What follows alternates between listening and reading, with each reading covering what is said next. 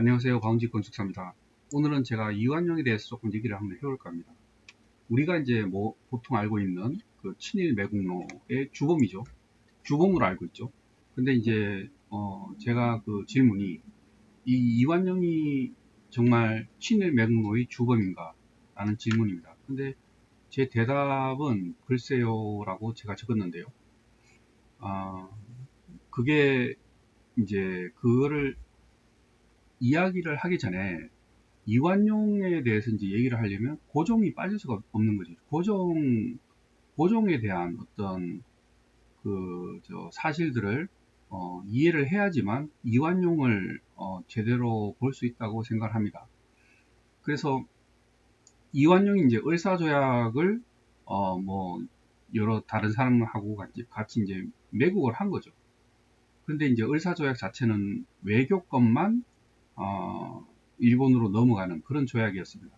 그래서 이제 우리가 알고 있는 그런 의사조약에서 이완용이 이제 나라를 팔아먹는 친일 매국노로 알고 있는데, 아, 이완용이 그 의사조약에서 일본에 요구했던 중요한 부분이 있습니다. 그게 뭐냐면 고종의 왕권 유지죠. 그러니까 조선 왕들의 왕권 유지를 주장을 했습니다. 그래서 그 주장은 이제 받아들여지고 그걸 이제 강하게 이제 얘기를 했으니까 그 왕권 유지가 이제 고종에게 어, 고종이 가장 원했던 부분이겠죠. 아무래도 그 나라가 어떻게 되든 왕권 유지는 고종에게 굉장히 중요한 어떤 그런 부분입니다. 왜냐하면 그 왕권 유지 때문에 그 흥선대원군하고 민비하고 고종하고 엄청난 일들을 이제 다 겪고 했는데 보통 그런 부분에서 고종이나 뭐 민비나 뭐 흥선대원군이나 직접 어떻게 해결을 할 생각을 하지 않고 다 청나라를 이제 도움을 받든지 일본의 도움을 받든지 뭐 이런 식으로 해서 그렇게 해결을 해 왔었습니다. 그래서 이제 을사조약이 이제 될 때 어, 그거를 이제 얘기할 때 우리가 이제 그 순서적으로 잠깐 제가 이제 몇 가지를 설명을 드릴 텐데 이모군란, 갑신정변, 그러니까 1882년 이모군란, 1884년 갑신정변, 1894년 동학운동, 그리고 이제 의치현왕에 대한 혁명 1심의 사건, 이 정도를 이제 이야기 한번 해볼까 합니다. 근데 이거를 이야기하는 이유가 이 모든 게 고종은 본인의 왕권에 도전하는 조선 백성은 가차없이 처형했습니다. 가차없이 처형을 하고 그 자신의 왕권에 도전하는 조선 백성을 치기 위해서는 청나라든 일본이든 러시아든 미국이든 뭐 모든 도움을 받아서 그렇게 했던 인물입니다. 그만큼 이 왕권에 대한 어떤 굉장한 집착이 있었던 인물이죠. 그래서 그 조선 말기에 고종이 가장 관심 가졌던 부분이 이제 고종 민비 흥선대원군의 왕권 싸움이었고 나라가 망할 때 이제 본인의 그 왕권 유지만큼은 큰 노력을 왕권 유지만큼 큰 노력을 했습니다. 그래서 백성들 다 이제 처형을 하면서 그렇게 유지를 했는데 왕권 유지를 위해서 백성들을 처형했다는 이 자체가 이 부분이 저는 사실 매국이라고 생각을 합니다. 그래서 갑신정변 같은 경우는 그 주동자면 이승만 건국 대통령의 스승이시죠. 서재필 박사. 서재필 박사 같은 경우는 이제 가족, 친척, 친구, 길까지 이제 연자제라는 어떤 그런 거를 이제 붙여서 다 처형하든지 노비로 만들든지 그게 이제 싫으면 이제 그 관군이 오기 전에 이제 다 자살을 했는 거죠. 그때 그렇게 일가족이 이제 풍지박산이라는 게 이런 거라고 생각해요. 그래서 이 서재필 박사 같은 경우는 갑신정변이 3일 천하가 이제 실패를 해서 일본으로 갔다가 이제 미국으로 다시 망명했는데 이제 그 미국에 와서 그 본인의 그 가족에 대한 이제 소식을 듣게 되는 거죠. 그때 얼마나 비참했을까라는 생각이 듭니다.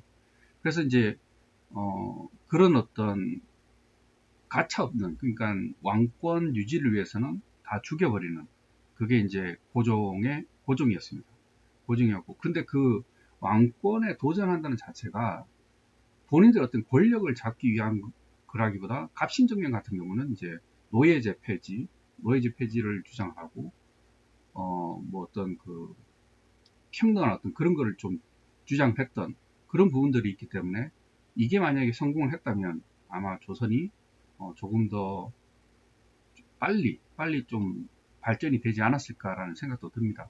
그래서 이제 주변국에 이제 돌아다니면서 도움을 청해서 이제 본인의 나라의 백성을, 그러니까 이게 자기 나라 백성을 다른 나라 군대로 그냥 다 쳐버리는, 그렇게 해서 이제 왕권에 집착했고, 근데 이 이완용 같은 경우는 이제 나중에 이제 제가 잠깐 또 딴 걸로 이제 설명해 드리겠지만, 고종은 그 요즘 그 한국 사회에 그 본인들의 상사라든지 아니 그 회사의 그 사장이라든지 이런 사람들이 본인들의 실수를 부하 직원한테 씌워버리는 경우, 그런 경우가 좀 있습니다. 근데 이게 이제 고종이 그런 거에 이제 상당히 능했던 인물로 보여집니다. 그래서 그 을사조약 같은 경우도 본인이 그저 일본에 돈도 받고 이제 조약을 체결할 때 그 자기 신하들을 그 조약에 가라고 얘기를 했고,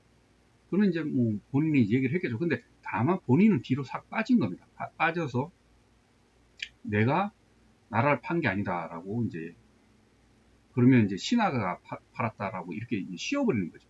그렇게 씌워버리는데, 그게 이제 뭐 박재순, 뭐 이완용 이런 사람들이 이제 다 뒤집어 쓰는데, 근데 지금 현대 사회에서는 만약에 본인의 회사의 직장 상사라든지 사장이 그렇게 하면 반발하겠지만, 이때는 왕은 하늘이었죠.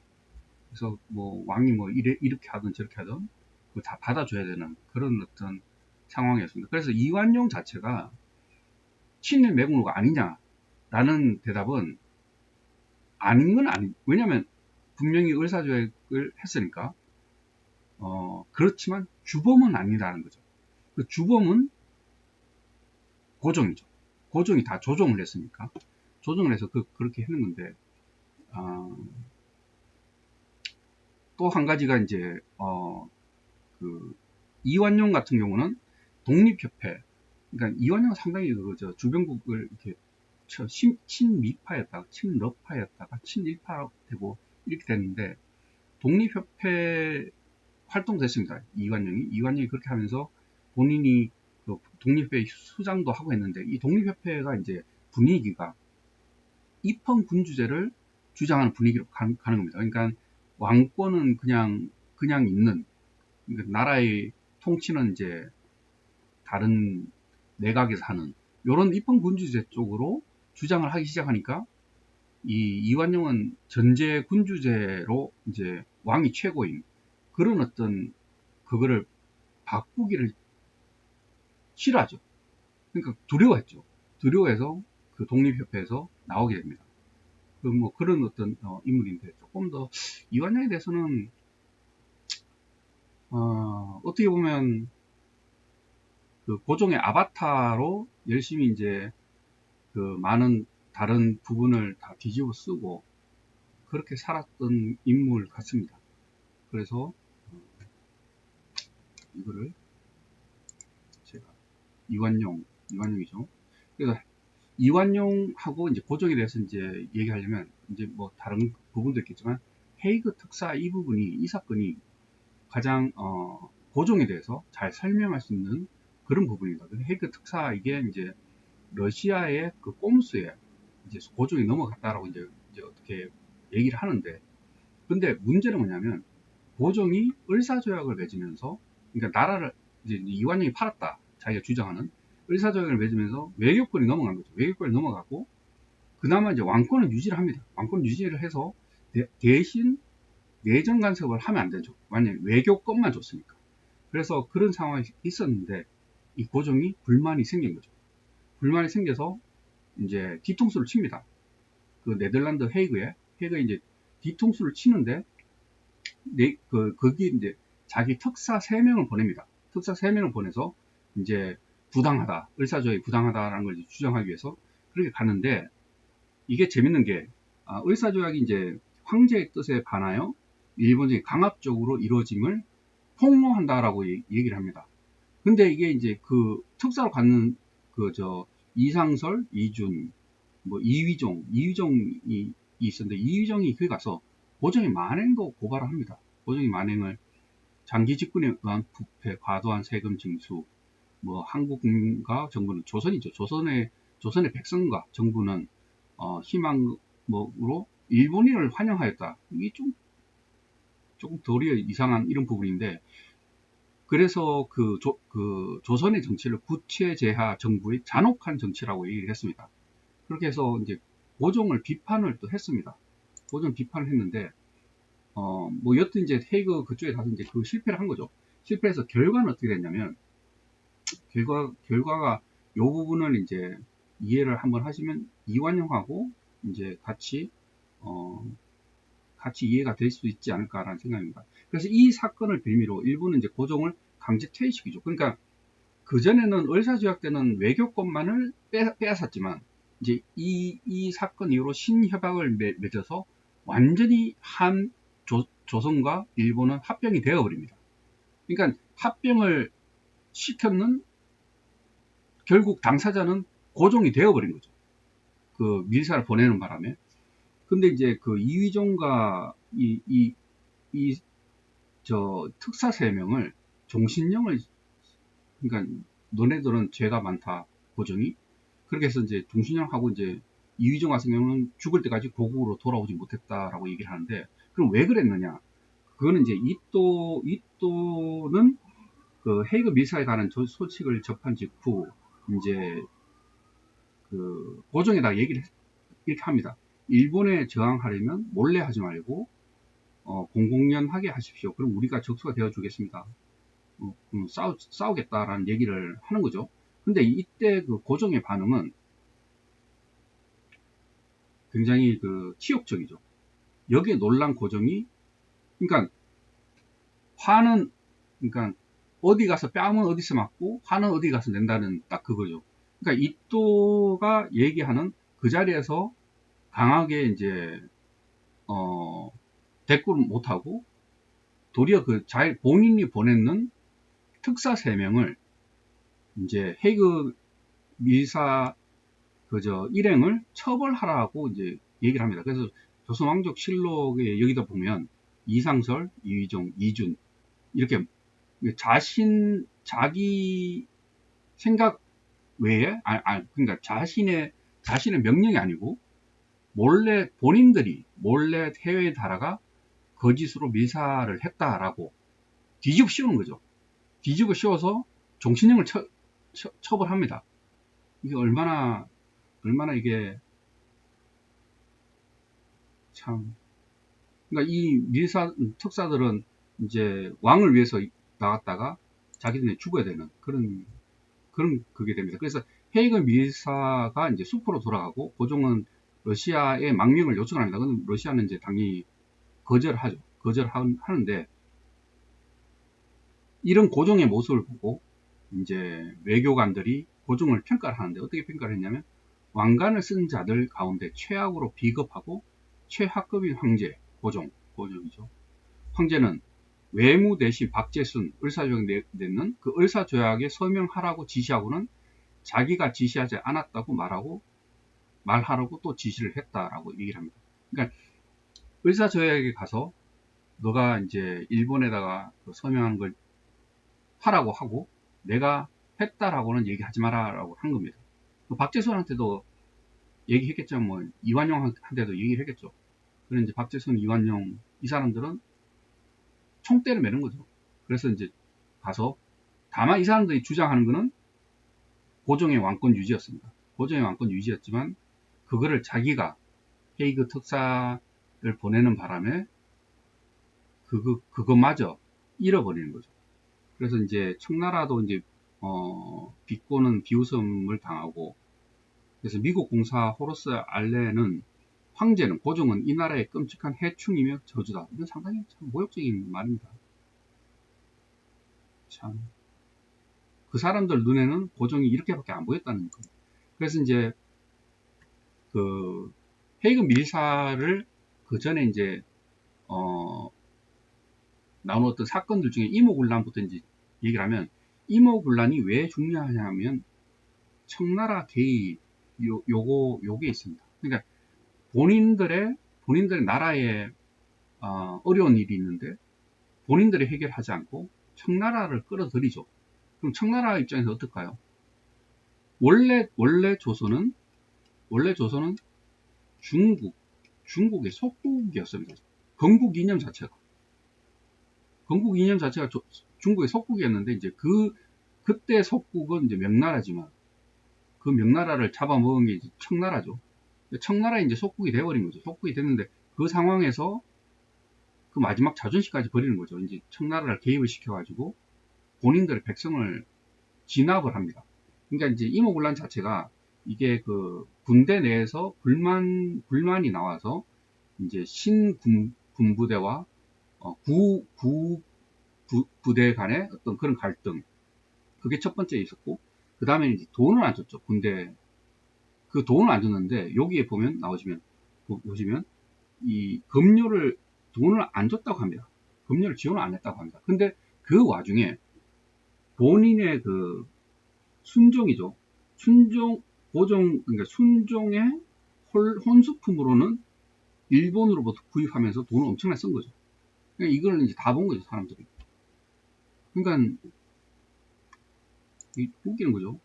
그래서 이게 반란이 났습니다. 그래서 차별 대우 때문에 이제 반란이 나고, 이제 금료도 돈도 안 주고 그러니까 차별대우 했는데, 그때 이 명성황후지만 민비입니다.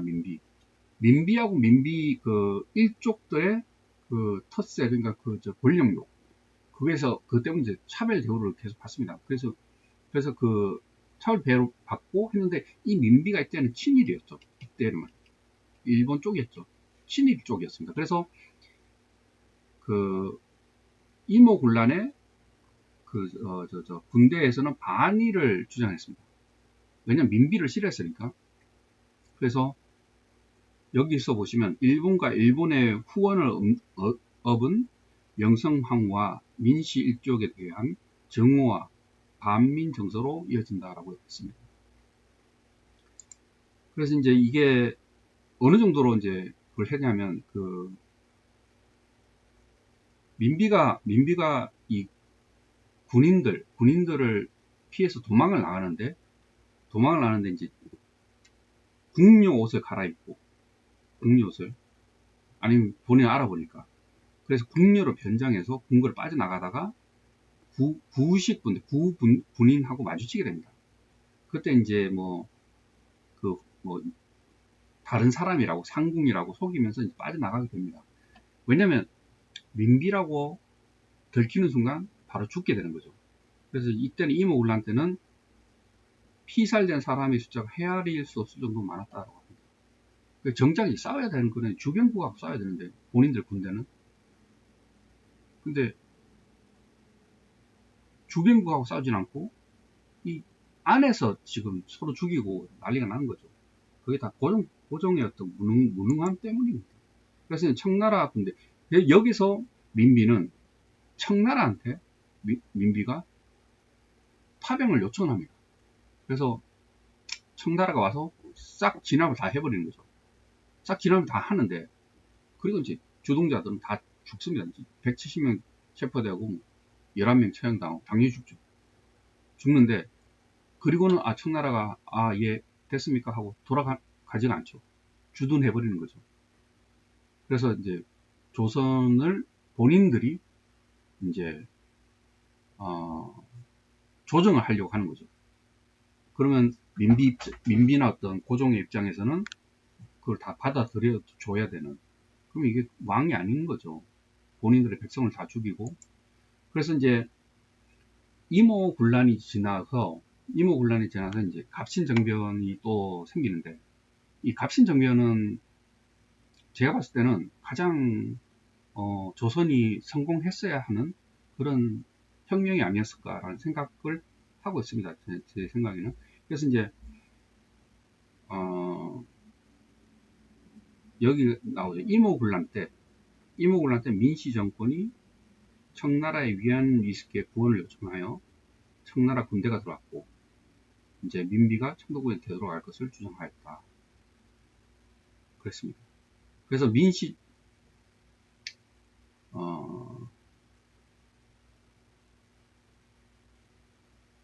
이모군란이 아니죠. 이거는 갑신정변입니다. 갑신정변 때 위안스카이를 또 한 번 청나라에 그러니까 청나라 개입을, 청나라 도움을 한 번 더 받습니다. 이 갑신정변 때.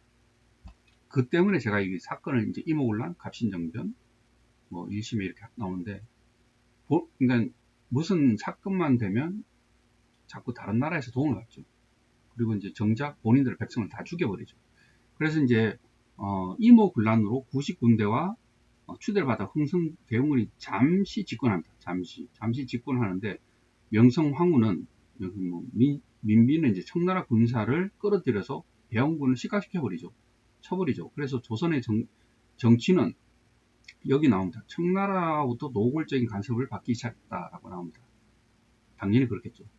그렇게 해서 북한 개화파들은 중국의 오랜 속국 노릇과 내정 간섭에 벗어나고자 주장을 하였다.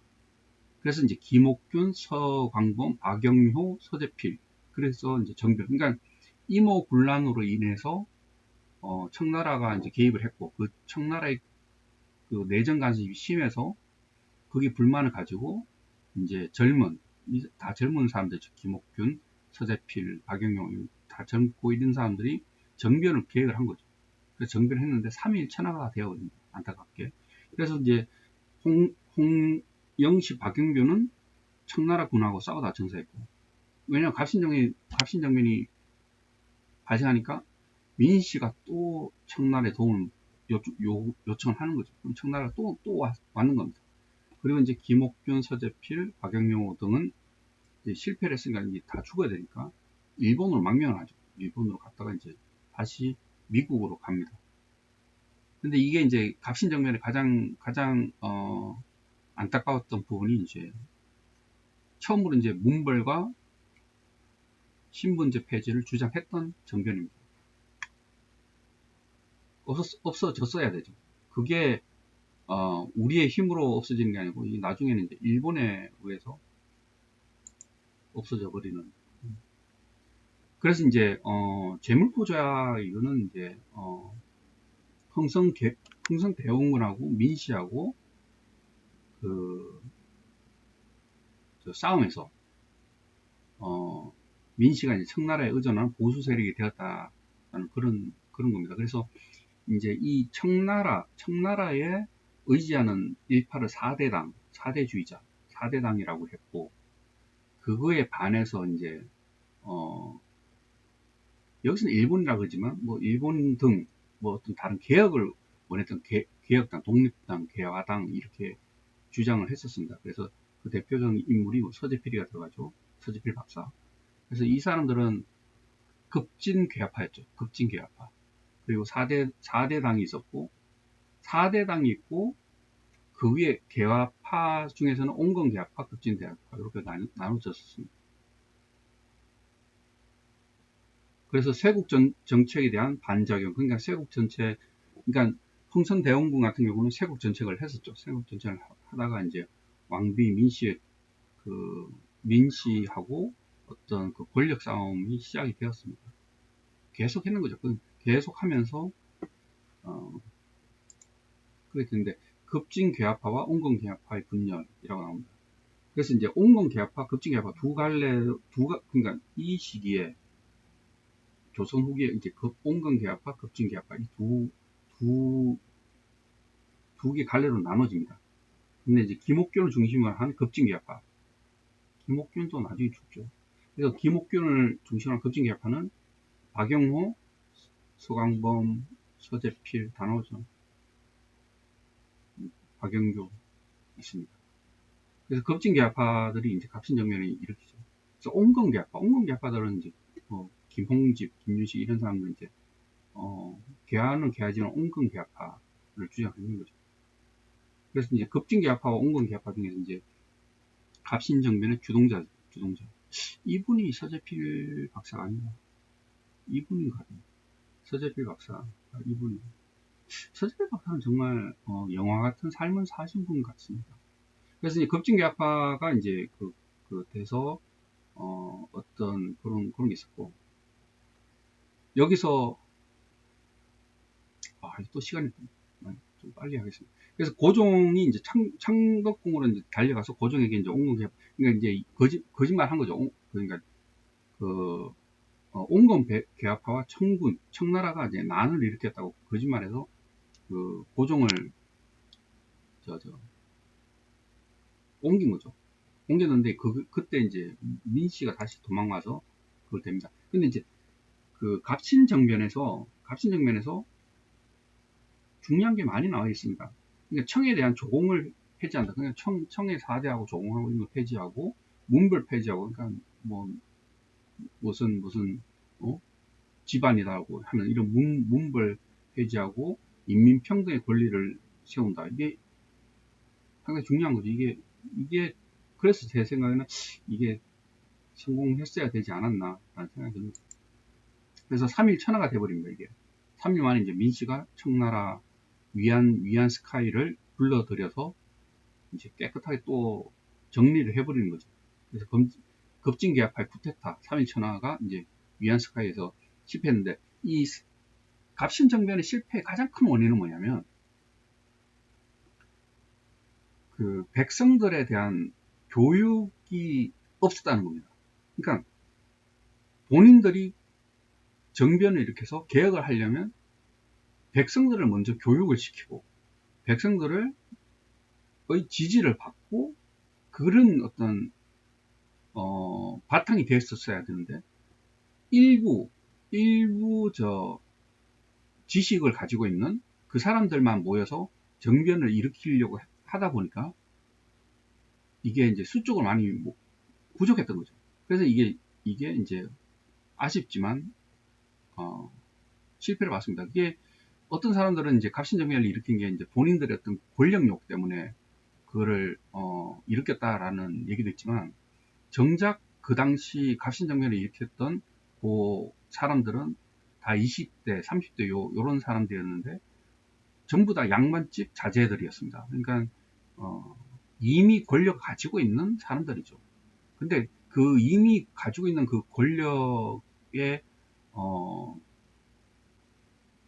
그냥 안주하지가 않고 새 나라를 만들고 싶어 했던 거죠. 새로운 나라, 그러니까 좀 더 좋은 나라를 만들고 싶어 했던 겁니다. 그래서 이제 근데 이게 이제 다 일본으로 망명을 가고 그렇게 되어버렸습니다. 그러니까 갑신정변이 터져서 이제 했는데, 근데 이 부분은 상당히 좀 마음이 조금 안 좋은 부분이 뭐냐면, 일본이 이런 평가를 합니다. 김옥균 등 갑신정변을 일으키는 조선에서 가장 뛰어난 천재였다는 등 갑신정변을 일으킨 이들을 높이 띄우만 하죠. 이게 굉장히 큰일을 했으니까. 이들을 반대했던 민중 무지했다라고 평가하며, 뭐 교육이 없었으니까 그렇다고 볼 수도 있습니다. 그래서 갑신정변의 실패는 근대화하지 못했기에 일본이 한국을 지배하는 것이 정당하다. 이게 말이 안 되는 거죠. 이 부분이. 갑신정변하고 이제 일본하고는 연관이 없는 거죠. 갑신정변의 성공이 있었으면 어쩌면 조선은 일본의 지배를 안 받을 수도 있습니다. 그렇게 됐었으면. 그러면 그래서 그걸 반대로 얘기하면 갑신정변의 실패가 있었기 때문에 본인들이 일본이 한국을 조선을 지배했다 라는 그런 주장이죠. 얼추 이렇게 바꾸면 서로 말은 그렇게 되겠지만, 근데 이제 그때 그 당시에 백성들의 무지가 어느 정도냐면, 갑신정변을 생기니까 개화하자는 사람들은 죄다 외세를 끌어들여서 반역하는 거예요. 반역하고 정변하고 이제 이꼴이 되어버린 것 같은 반역자가 되어버린 거죠. 모르니까 그렇게 된 거죠. 그래서 이 사람들이 이제 급진괴합파는 조선의 좌파들입니다. 조선의 좌파. 이 사람들이 대한민국의 우파 보수의 길을 닦아준 사람들이죠. 그래서 김옥균 같은 경우는 고종이 어떻게 죽었냐면 갑신정변 이후에 자기 이제 양부는 옥살이 하다 죽고 생부와 동생은 옥사했고 어머니 여동생은 자결했고 아내와 딸은 노비가 되고 서재필 같은 경우는 완전히 그냥 몰살됐습니다. 완전히 몰살되고 근데 이제 미국에 가서 이제 미국 시민권을 탔는데 이름을 필립 존슨이라고 해서 다시 돌아옵니다. 다시 돌아와서 독립협회 활동을 하죠. 참 정말 대단하죠. 이분은. 서재필 박사는 정말 영화로 만들어야 될 것 같은 정말 대단하신 분입니다. 이분이죠. 서재필 박사. 이승만의 스승이십니다. 이승만 건국대선 스승이십니다. 정말 대단하신 분입니다. 그리고 이제 나중에는 이분이 주장했던 게 이제 중국에 대한 독립을 주장했고 나중에 이제 일본에 대한 독립을 주장했죠. 진정한 독립운동가신데 그리고 본인이 모았는 모든 재산을 독립운동에 다 썼던 미국에서 다 보냈던 분입니다. 정말 대단하신 분이죠. 그리고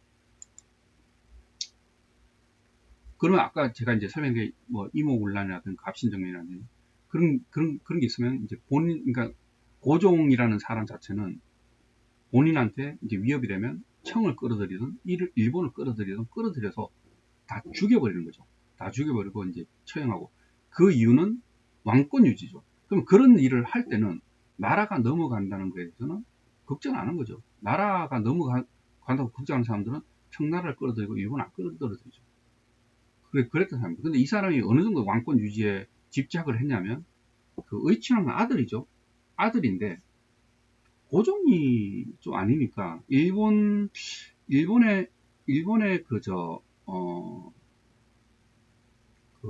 육사로 갔던 유학을 했던 국비로 이제 다 보냈죠. 박영효가.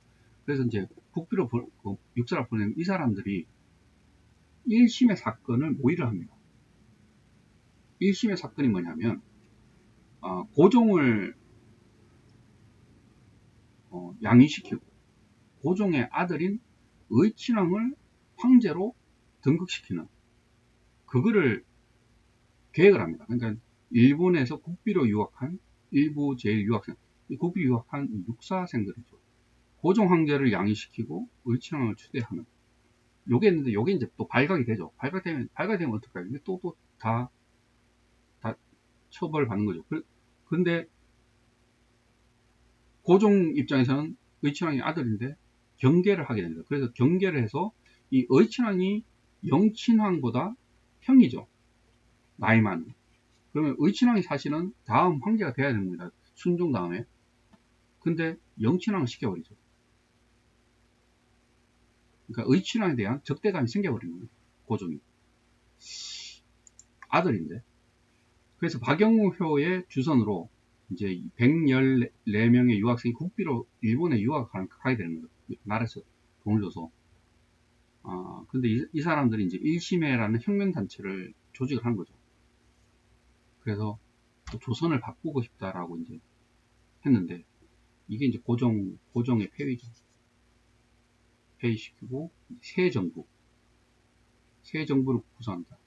이것도 반영이 되어버린 거죠. 그래서 이제 이런 사건들이 다 있으면서, 이완용은 그 중에서 이제 독립협회의 수장까지 했었습니다. 이완용은. 그래서 그 독립문에 보면 독립문에 이제 글씨를 쓴 것도 이완용이고, 이완용은 청나라로부터의 독립을 주장하는 그 독립협회의 수장이었는데, 이 독립협회의 이제 성격이 이제 분위기가 이제 처음에 왜 사람들이 이제 성격이 이렇게 바뀌듯이 처음에 이제 독립회에 모였던 그거보다는 이제 나중에 되니까 이제 우리가 이제 왕이 정치하는 이거를 바꾸자 이르게 되니까 공화국을 이제 만들자라는 그 완전 반역이죠. 반역인데, 이완용 입장에서 어떠냐면, 이완용은 미국에 이제 영사로 가 있을 때 서재필을 만납니다. 서재필을 만났는데, 서재필이 이제, 갑신정변의 어떤 그 결과로 가족 몰살되고, 본인은 이제 도망와가지고 거짓골로 고등학교 다니는 그거를 보게 됩니다. 비참한 거죠. 그래서 이 이완용에게는 왕권에 대한 도전에 대한 어떤 그 결과가 다 이제 겪게 되는 그런 부분입니다. 그래서 이완용이 이완용은 여기도 나오는데, 이완용은 김옥균, 박용용, 서재필하고 급진 계약하고는 같은 결이 아니다라고 이제 얘기를 하는 거죠. 결이 아니고 외교관 생활. 영어를 참 잘했습니다.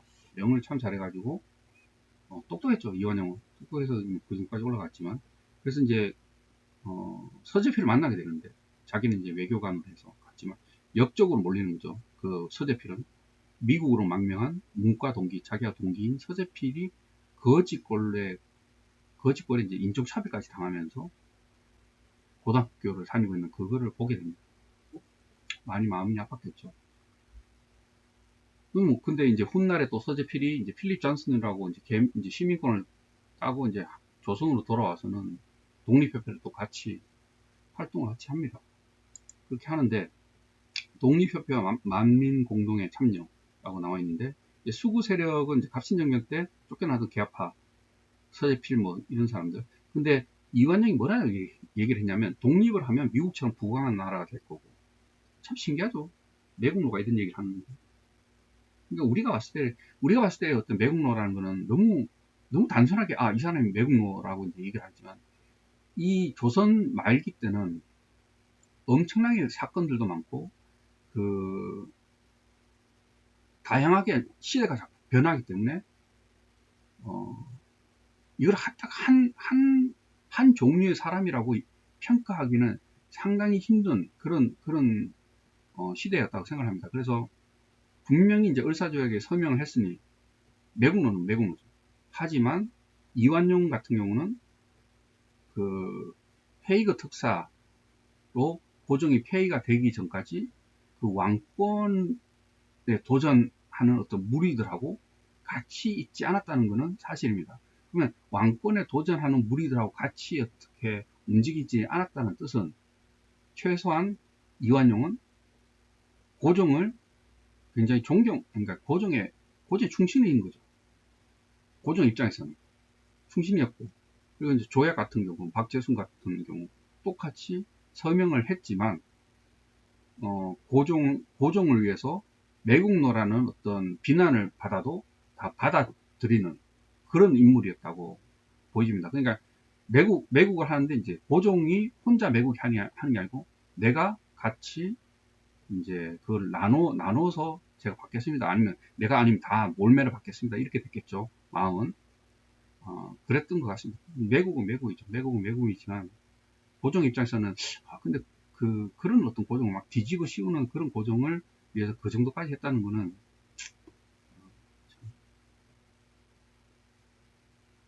안타깝다라는 생각이 듭니다. 그래서 이제 그 친미 계약파 이제 윤치호, 서재필 등이 이제 국민투표를 위해서 미국식 참정권을 주장하며 독립협회에 대해서 균열이 생기죠. 왜냐하면 이거는 공화국이니까. 공화국은 무슨 말이냐면 고종에 대한 왕권 도전이죠. 그래서 여기서 얘기하는 게 원래 왕정 지지자였던 데다가, 그러니까 왕이 있는 나라의 지지자였죠. 고종의 지지자였죠. 자칫 영모의 죄까지 뒤집어 쓸까봐, 반역이 될까봐, 그래서 독립협회에서 사퇴를 합니다. 간부직에서. 그게 이완용이었다는 거죠. 그래서 뭐 이완용에 대한 평가 자체가 제가 생각했을 때는 그랬습니다. 철저하게 이제 고종한테 이용당했다라니까. 그래서 이제 고종은 그 을사조약까지 왕권 유지를 확실히 일본에 약속받았고 외교권만 줬습니다. 그래서 이제 을사조약 당시에는 이왕 이렇게 그때는 이미 조선은 이권이 다 주변국한테 다 넘어갔기 때문에 너덜너덜한 상태죠. 그 상태에서 뭐 외교권 박차되는 거하고 별 상관이 없다라고 얘기를 했습니다. 그래서 이제 외교권 넘어가도 뭐 조선 안에서 뭐 안에서는 통치는 할 수 있으니까 그래서 이제 뭐 조약에 고종도 오케이를 했던 것 같습니다. 그래서 고종이 오케이 했는데 다만 이제 조약은 자신이 조약을 서명하진 않죠. 본인이 싹 빠지는 거죠. 그래서 이제 본인이 싹 빠지고 그렇게 했는데 이제 헤이그 특사 때문에 이제 완전히 무너져 버립니다. 완전히 무너져서 고종 폐위되고 군대 해산되고 뭐 그런 식으로 진짜 정말 한일 합병이 돼 버립니다. 근데 그 한일 합병이 된 게 이제 고종의 무능, 멍청함 이런 거죠. 그래서 헤이그 특사도 러시아의 어떤 꼼수라는 얘기도 있고 뭐 그렇습니다. 그래서 이거는 이완용이 했다는 말인데 틀린 말 아니죠. 한국 때문에 이제 청일 전쟁, 러일 전쟁 했는데 뭐 지금 뭐 이제 와서 조선 문제 때문이죠. 한국에는 조선 문제 때문에 했는데 조선이 뭘 어떻게 하겠느냐? 그냥 왕권 유지만 해주면 되지. 뭐 그렇게 된 거죠. 그래서 왕권 유지를 그렇게 고종의 왕권이죠. 순종이 그저 황제가 됐으니까 왕권은 계속 유지가 됐지만 고종의 왕권은 헤이그 특사로 끝나버립니다. 그럼 본인이 그 실수를 한 거고. 그래서 순종하고 계속 황제가 되죠. 영친왕까지 다 되는데 그 조선 왕권이 몰락하는 거는 일본 왕권이 몰락했던 1945년이 같이 망하게 되는 거죠. 2차 세계대전이 패망할 때 그때까지 일본의 이왕으로 조선 이왕으로 왕족으로 살게 됩니다. 그걸 가장 원했었을 수도 있고 그렇습니다. 그래서 이제 뭐 그때 이제 그 망할 때까지는 뭐 일본 정부로부터 돈도 많이 받고 두 번째로 가장 많이 받던 그런 거였습니다. 그래서 이제 헤이그 특사에서 막 얘기하는 거죠. 이제 뭐 이준 이상이 이렇게 해서 뭐 호소하려고 했다라고 했지만 정작 고종은 여기로 보시면 뒤통수 쳐버리는 거죠. 처형해버리는. 이 사람들은 이제 이용만 당하고 처형. 근데 이게 이 사람뿐만 아니죠. 이제 조선 시대 관료들은 다 그랬다고 보면 됩니다. 그러니까 뭐 이완용도 그렇고 박재순도 그렇고 뭐 전부 그냥 그 고종의 어떤 이용당하는 그런 존재였다고 봅니다. 예, 오늘은 제가 또 시간이 좀 많이 됐네요. 이거를 어, 제가 어, 나눠서 올릴지 같이 올릴지 모르겠습니다. 다음에는 제가 정말 좀 짧게 한번 만들어 보겠습니다. 예, 감사합니다.